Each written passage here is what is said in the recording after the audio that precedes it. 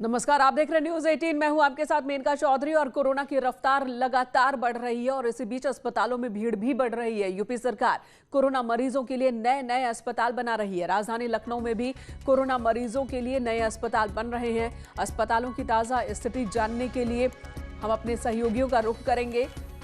लगातार कोशिशें चल रही हैं। बेड की संख्या बढ़ाने के लिए कहा गया है। सरकार की ओर से यह कहा गया है कि हर अस्पताल में जो इस वक्त जितने बेड मौजूद हैं उनके दोगुने कर दिए जाए बेड की संख्या। और बाकायदा जिम्मेदारी दी गई है स्वास्थ्य विभाग को और चिकित्सा शिक्षा विभाग को। स्वास्थ्य विभाग को 15,000 बेड बढ़ाने के निर्देश दिए गए हैं, जबकि चिकित्सा शिक्षा विभाग को 18,000 बेड और बढ़ाने के निर्देश दिए गए हैं। सरकार लगातार यही कोशिश कर रही है कि कहीं पर भी न बेड की कमी होगी, न ऑक्सीजन की कमी होगी और न ही दवाइयों की कमी होने दी जाएगी।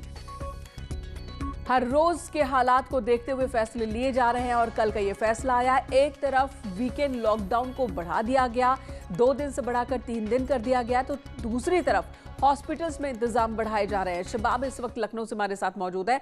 शबाब, हॉस्पिटल्स में बेड की संख्या बढ़ाने के लिए कहा गया है, नए हॉस्पिटल्स भी बनाने की बात कही गई है, लेकिन किस तरह से इस पर काम हो रहा है कि तेजी से शुरू हो सके?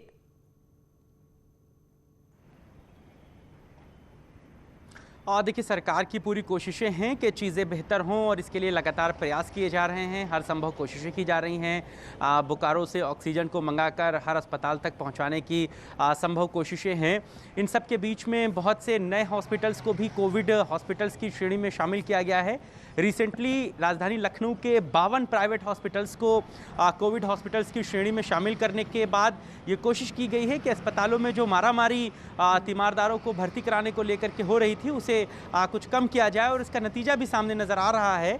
अब उस कदर की जो अफरा तफरी थी मरीजों को हॉस्पिटल में भर्ती कराने को लेकर, वो थोड़ी सी कम नज़र आती है। लेकिन अभी भी ऑक्सीजन की कमी जो है वो कई अस्पतालों में जो है वो चिंता का सबब बनी हुई है।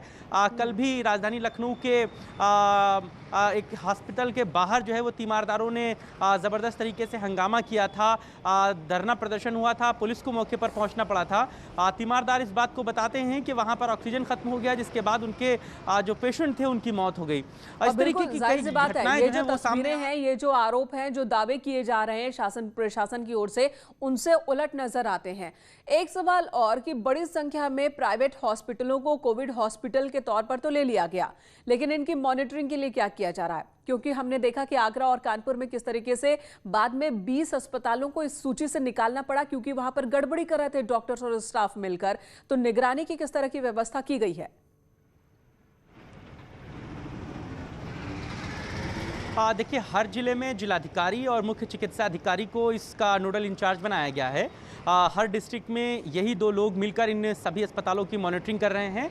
हर दूसरे तीसरे दिन अस्पतालों की चूंकि संख्या बहुत ज़्यादा है, इसलिए रैंडमली रोज़ाना वीडियो कॉन्फ्रेंसिंग करके कुछ अस्पतालों को रोज़ाना बातचीत की जा रही है, उन्हें दिशा निर्देश दिए जा रहे हैं। चूँकि देखिए, गड़बड़ियाँ जो बन रही हैं वो प्रमुखता जो है वो मरीजों से पैसा लेने को लेकर बन रही हैं, क्योंकि जिला प्रशासन की तरफ से एक रकम तय कर दी गई है अस्पतालों में कि आप इससे ज़्यादा पैसा नहीं ले सकते।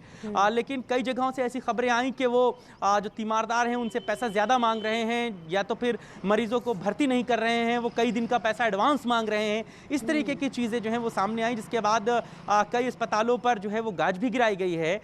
कई जगहों पर बहुत सख्ती के साथ जो है सरकारें पेश आ रही हैं, जिला प्रशासन पेश आ रहा है, और हमने भी कई अस्पतालों में जरूरत भी है इस वक्त की मॉनिटरिंग भी की जाए, सख्ती की जाए, ताकि कहीं कोई गड़बड़ी ना हो, किसी मरीज किसी तीमारदार के साथ नाइंसाफी ना हो हॉस्पिटल की ओर से। धन्यवाद शबाब इस वक्त पूरी जानकारी देने के लिए। इधर लखनऊ के जीएमयू में अब ऑक्सीजन और बेड की शॉर्टेज बिल्कुल नहीं होगी। यूपी सरकार इसके लिए तेजी से काम कर रही है। अपर मुख्य सचिव गृह अवनीश अवस्थी ने कहा कि केजीएमयू में 700 नए बेड तैयार किए गए हैं। ऑक्सीजन की सप्लाई भी यहां पर बढ़ा दी गई है। मुख्यमंत्री जी का आदेश है कि सभी हॉस्पिटल्स में बेड्स दुगने किए जाएं। लगभग 750 से अधिक बेड्स केजीएमयू में अब तक तैयार कर लिए गए हैं और इसमें भरा हुआ है। सभी पेशेंट्स को जो है ऑक्सीजन की आवश्यकता होती है।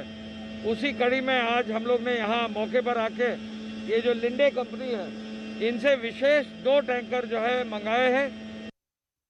लखनऊ के हज हाउस को कोविड अस्पताल में बदलने का काम जोर शोर से चल रहा है। जिलाधिकारी अभिषेक प्रकाश ने हज हाउस पहुंचकर कोविड अस्पताल जो यहां बनाया जा रहा है उसका निरीक्षण किया। इस दौरान उन्होंने कहा कि जल्द ही ये अस्पताल लोगों के लिए शुरू भी हो जाएंगे।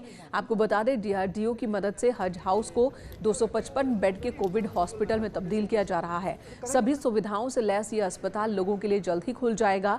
इस दौरान DM ने कैंसर हॉस्पिटल चक गंजरिया का भी दौरा किया और जल्द ही लोगों को सुविधाएं मिलनी शुरू हो जाएंगी, ये बात कही। 5,500 से ऊपर बेड ऑलरेडी हैं, जिसमें हमारे मरीज उपचारित भी हो रहे हैं और साथ ही साथ अगले 3 से 4 दिनों में हमारे 1,000 बेड और बढ़ रहे हैं। इसके साथ ही साथ कैंसर इंस्टीट्यूट में भी एक 100 बेडेड अस्पताल बन रहा है।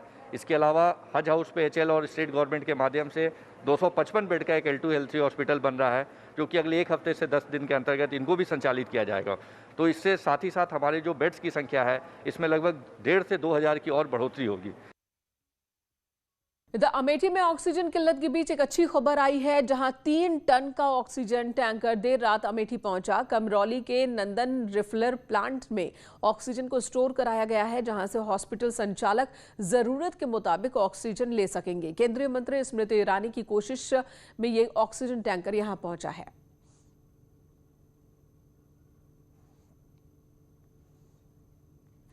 उधर बदायूं में न्यूज 18 की खबर का असर हुआ है। मेडिकल कॉलेज के प्रिंसिपल को हटा दिया गया है। मेडिकल कॉलेज में लापरवाही को लेकर कार्रवाई हुई है। प्रिंसिपल के खिलाफ जांच के भी आदेश दिए गए हैं। शेखोपुर बीजेपी विधायक ने भी शिकायत की थी और न्यूज 18 ने भी यहां पर अव्यवस्थाओं को लेकर के खबर दिखाई, जिसके बाद अब असर हुआ है बदायूं में। मेडिकल कॉलेज के प्रिंसिपल को हटाया गया है। लापरवाही का आरोप इन पर। चितरंजन हमारे सहयोगी इस वक्त हमारे साथ फोन लाइन पर मौजूद है। चितरंजन, बताइए जरा कि किस तरीके से एक्शन लिया गया है। मैं आपको बता दूं, इस मेडिकल कॉलेज में 100 वेंटिलेटर हैं, जिसमें सिर्फ 10 चल रहे थे और 300 वार्ड बेड का हॉस्पिटल है, जिसमें 90 जगह सिर्फ ऑक्सीजन दी जा रही थी। ये बहुत बड़ी खामियां थी। खाना टाइम से नहीं मिल रहा था। दोपहर वाला खाना शाम को 4 बजे और रात वाला रात में 12 बजे मिल रहा था। जाहिर सी बात है, ये सारी अवस्थाएं थी और इनके वीडियो वायरल हो रहे थे। लगातार न्यूज 18 इस खबर को चला रहा था। इसके बाद शासन के जो शेखोपुर के विधायक हैं, इन्होंने इस मामले में संज्ञान लिया और मेडिकल कॉलेज पहुंचे और उसके बाद इन्होंने मुख्यमंत्री जी से शिकायत करी और देर रात इनको हटा दिया गया है। प्रिंसिपल को गंभीर आरोप लगे हैं। इन्होंने जो अभी इस तरीके की बीमारी चल रही है, कोरोना महामारी चल रही है, इन्होंने इस पे बहुत बड़ी लापरवाही की है। बिल्कुल, और इन्हें तो हटा दिया गया, इनके खिलाफ एक्शन लिया गया, लेकिन अब मेडिकल कॉलेज की जिम्मेदारी किनके हाथों में दी गई है? क्योंकि यहाँ पर एक दिन की भी कमी जो परिजनों के लिए, मरीजों के लिए, वो ठीक नहीं होगी। इसमें अभी कल जब ये मामला संज्ञान में आया है, तब DM ने यहाँ पर मजिस्ट्रेट की नियुक्ति करी गई है और ये मजिस्ट्रेट इन मरीजों को देखेंगे कि ये कौन आदमी एडमिट हो रहा है, कितनी ऑक्सीजन आ रही है, कितनी दवाएं पहुंच रही हैं। अलग से 2 मजिस्ट्रेट इसमें तैनात किए गए हैं। वहीं अभी CMS पे मेडिकल कॉलेज का चार्ज है। शासन जल्दी किसी न किसी को, प्रिंसिपल को नियुक्त करेगा। धन्यवाद इस वक्त चितरंजन पूरी जानकारी देने के लिए। और कोरोना संक्रमण के चलते अब योगी सरकार ने लॉकडाउन को 1 दिन के लिए और बढ़ा दिया है। सरकार के नए आदेश के मुताबिक आज रात मंगलवार सुबह तक, यानी कि शुक्रवार रात 8 बजे से मंगलवार सुबह 7 बजे तक यूपी के हर जिले में लॉकडाउन होगा। इससे पहले इलाहाबाद हाईकोर्ट ने यूपी सरकार को 5 बड़े शहरों में 14 दिन के संपूर्ण लॉकडाउन को कहा था, लेकिन योगी सरकार ने पूरा लॉकडाउन लगाने से इनकार कर दिया था। कहा था योगी सरकार ने कि लोगों की आजीविका खतरे में आ जाएगी और उन्हें परेशानी होगी, लेकिन संक्रमण की बढ़ती रफ्तार को देखते हुए अब वीकेंड लॉकडाउन को बढ़ा दिया गया है। पहले ये 1 दिन, फिर 2 दिन और अब इसे 3 दिन का कर दिया गया है।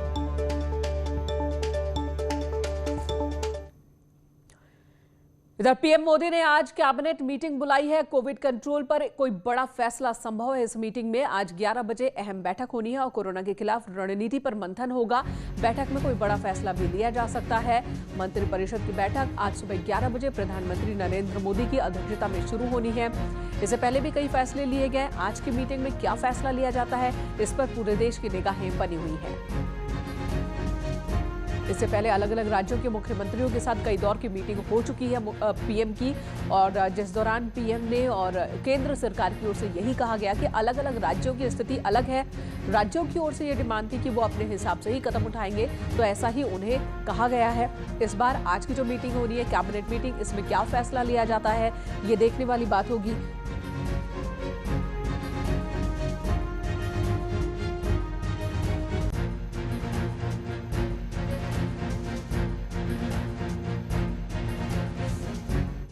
इधर सीएम योगी आदित्यनाथ आज वर्चुअली प्रदेश के गन्ना किसानों से संवाद करेंगे। प्रदेश में चल रहे कोरोना संकट के दौरान किसानों को राहत देने को लेकर सीएम योगी किसानों के साथ चर्चा करेंगे।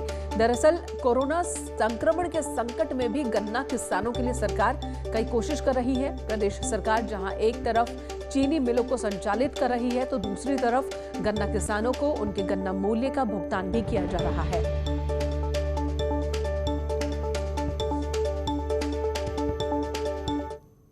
और कोरोना से निपटने के लिए लगातार एक्शन में जुटे सीएम ने प्रदेश में तत्काल 33,000 बेड बढ़ाने को कहा है।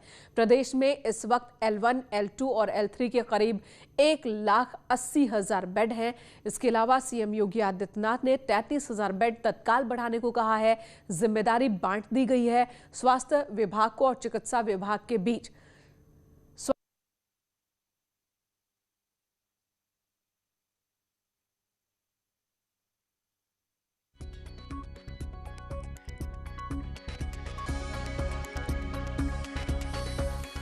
कोरोना का पहला केस आया था तो हमें मरीज को भेजना पड़ा था दिल्ली सफदरजंग हॉस्पिटल में।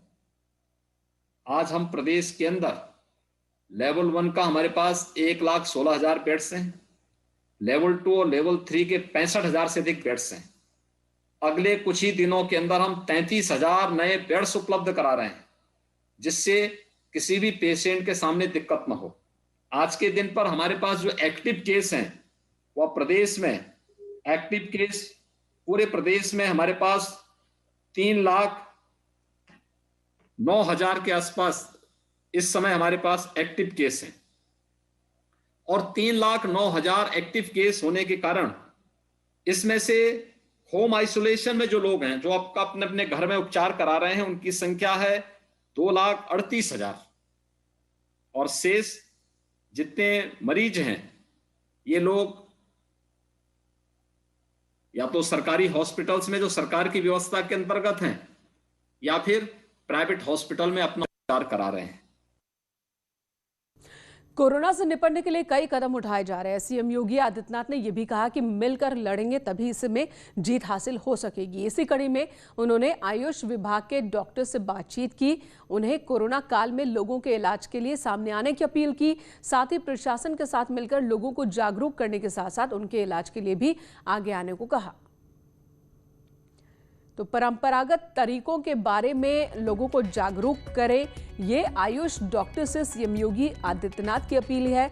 लोगों तक सही जानकारी पहुंचाने की जरूरत है और इसमें मदद आयुष डॉक्टर्स की भी उन्होंने अपील की है। कोरोना की लड़ाई में अपना योगदान दे आयुष डॉक्टर्स, ये अपील सीएम योगी आदित्यनाथ की ओर से। आयुष से जुड़े नुस्खों के बारे में भी बताएं और न सिर्फ जागरूक करें बल्कि परंपरागत चिकित्सा पद्धति के लिए ये सुनहरा मौका है। तो इस पद्धति के जरिए लोगों को फायदा पहुंचे, ये कोशिश भी आयुष डॉक्टर्स को करनी चाहिए। ये अपील भी सीएम योगी आदित्यनाथ ने की।